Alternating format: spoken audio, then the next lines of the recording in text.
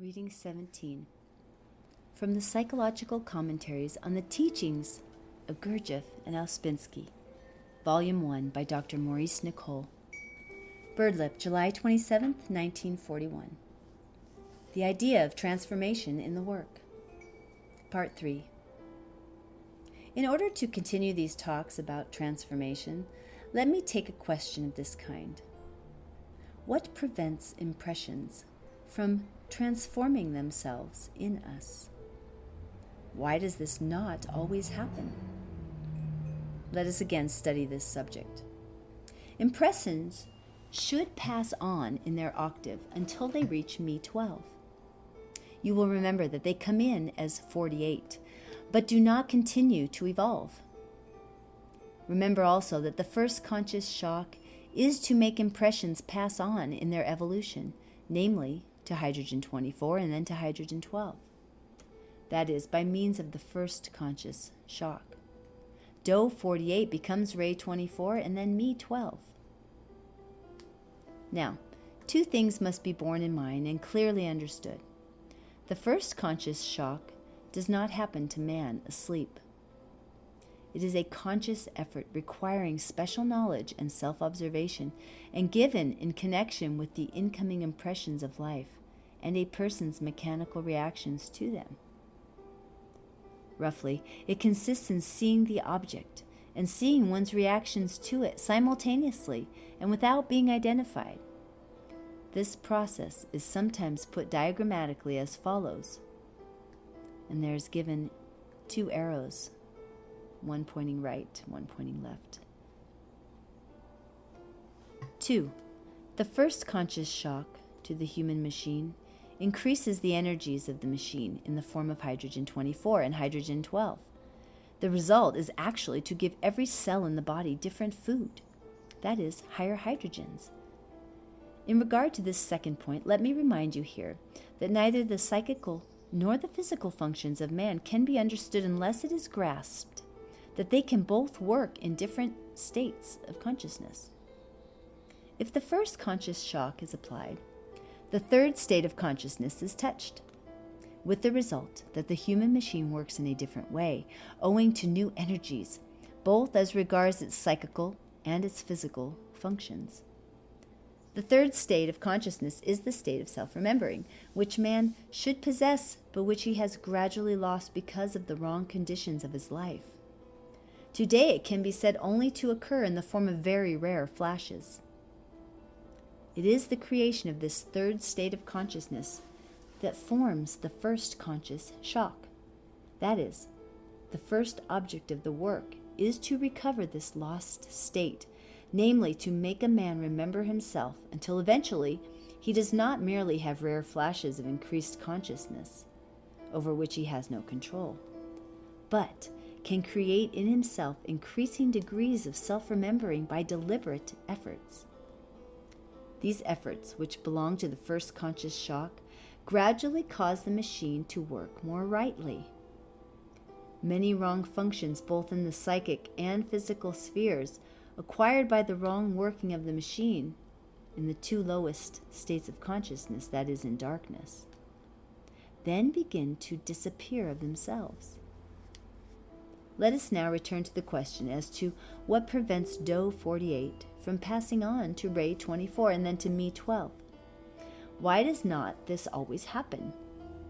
It does happen in childhood, and to a certain extent Mi 12 is created in the body in early youth. We may remember its action.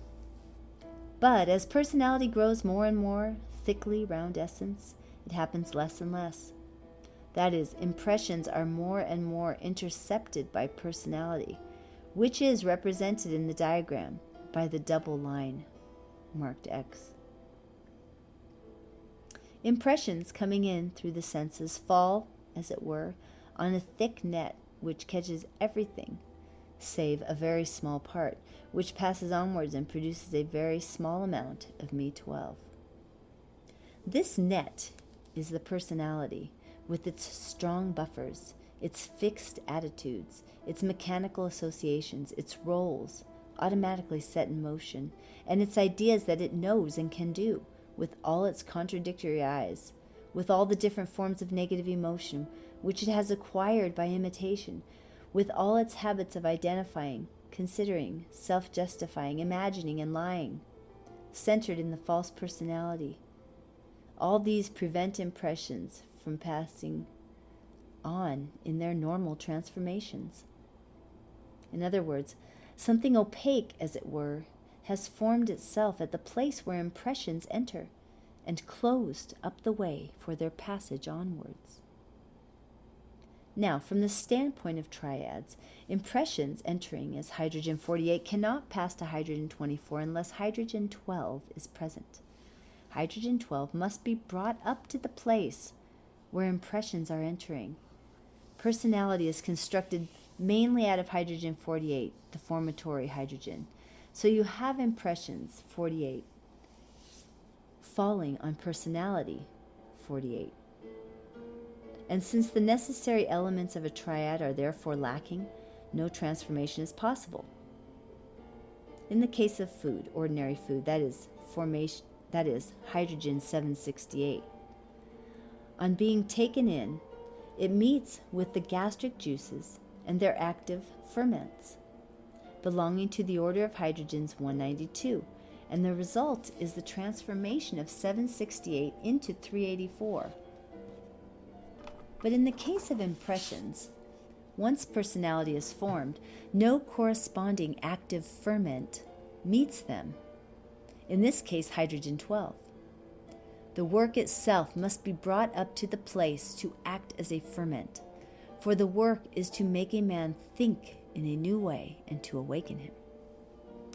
What does this mean? How can a man bring the work up to the place of incoming impressions? In brief, by remembering the work emotionally. The more a man, through right self-observation, feels his own helplessness, the more he realizes his ignorance, the more he sees his mechanicalness, and that he is a machine, the more he perceives his own utter nothingness, the more emotional will the work become to him. The work can exist in us as hydrogen-48. Then it is merely in personality, as something formatory in the memory. It can exist in us also in terms of hydrogen-24. Then it is emotional. It can also become so valuable, so important to us, that it begins to have the intensity of meaning and significance that belong to hydrogen-12. In that case, false personality will begin to collapse and a man will become as a little child.